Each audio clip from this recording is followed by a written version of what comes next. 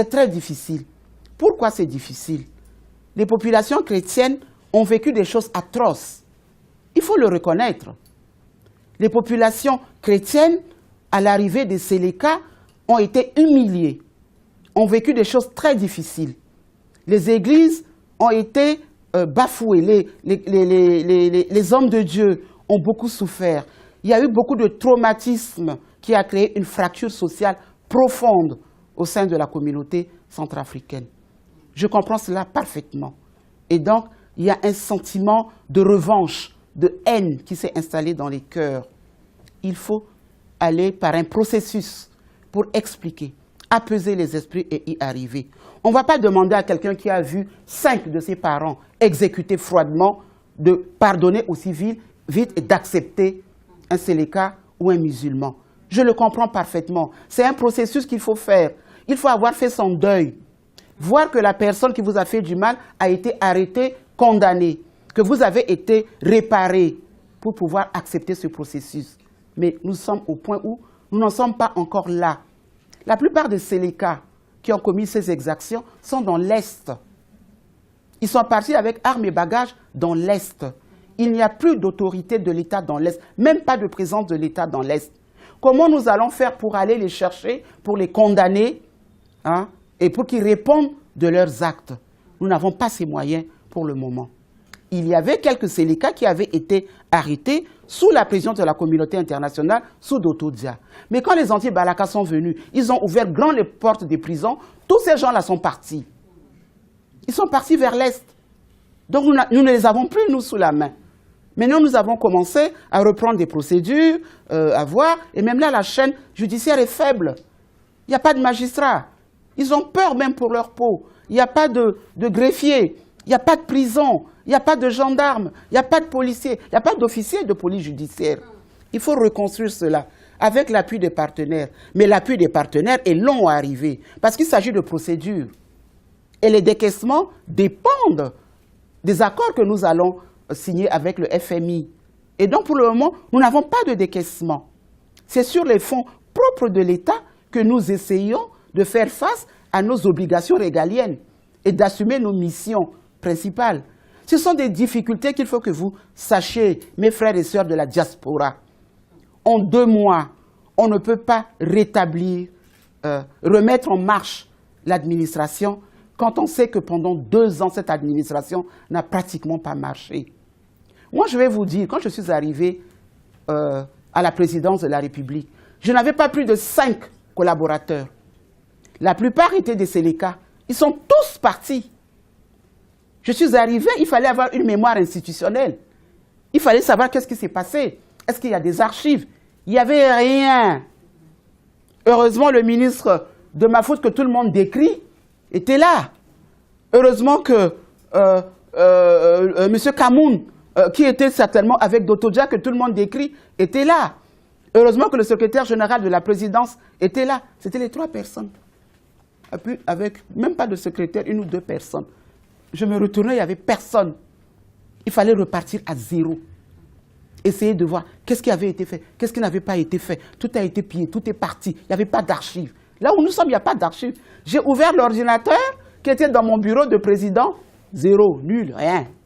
Je ne sais pas qu'est-ce qui avait été fait. Rien. La mémoire est partie.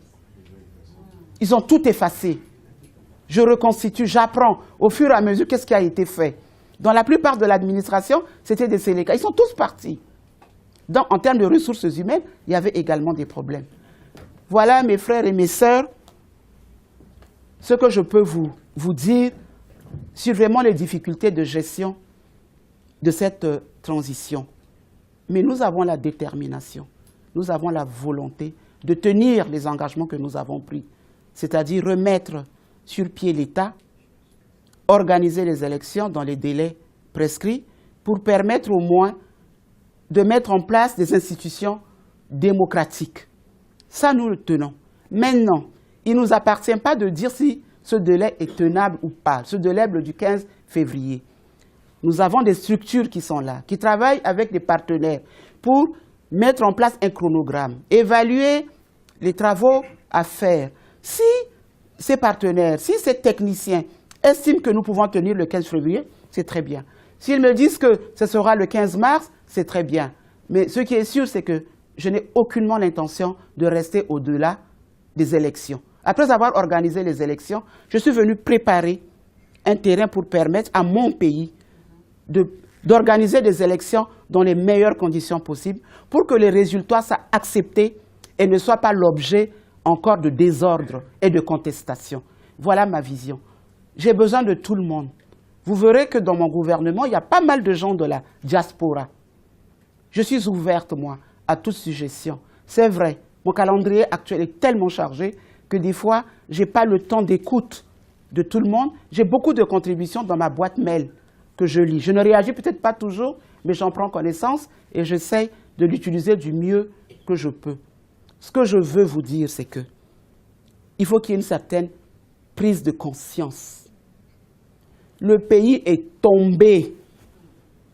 C'est un pays fantôme qui n'existe pratiquement plus.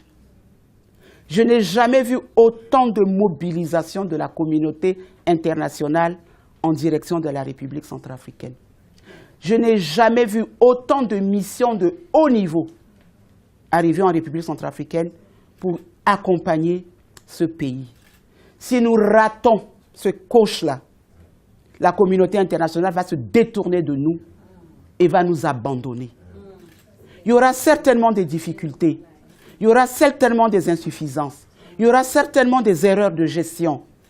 Il nous appartient ensemble de corriger les choses, de voir ce qui a marché, ce qui a moins marché, ce qui n'a pas du tout marché, et de rectifier le tir en disant, Président, cette décision n'est pas bien, rectifiez-la, voyons ce qu'on peut faire.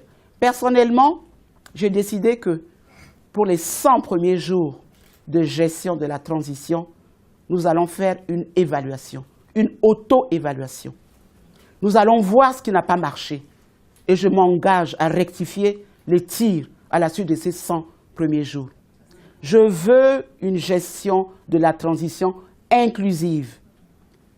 On me dit que dans le gouvernement, il n'y a pas toutes les préfectures, il n'y a pas toutes les sensibilités. Il y en a qui ont refusé d'être dans le gouvernement parce que c'était la primature, etc., que les gens voulaient avoir. Mais à l'issue de cette évaluation, nous allons voir s'il faut mettre d'autres fils et filles de ce pays pour faire un équilibre régional. Pourquoi pas? Je ne suis pas fermée à cela. Donc, voilà ce que je voulais vous dire. La sécurité, c'est ma préoccupation.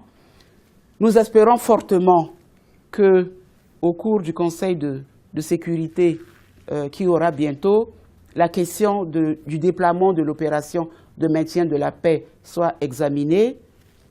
J'ai juste une préoccupation, c'est que l'un des membres influents est le Tchad. Et compte tenu de ce qui s'est passé, j'espère que le Tchad va continuer à nous soutenir au cours de cette réunion qui va être décidée bientôt. Le secrétaire général des Nations Unies, Ban Ki-moon, vient demain à Bangui m'apporter son soutien.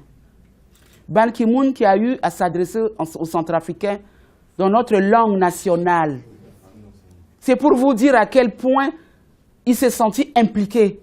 Mais si nous-mêmes, cela ne nous intéresse pas et que nous courons après des intérêts égoïstes simplement parce que nous voulons des raccourcis pour arriver au pouvoir, nous n'allons pas nous en sortir.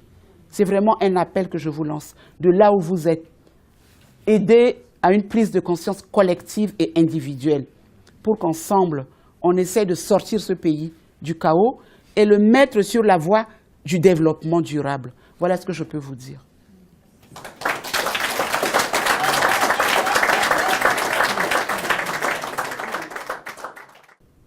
Restez connectés.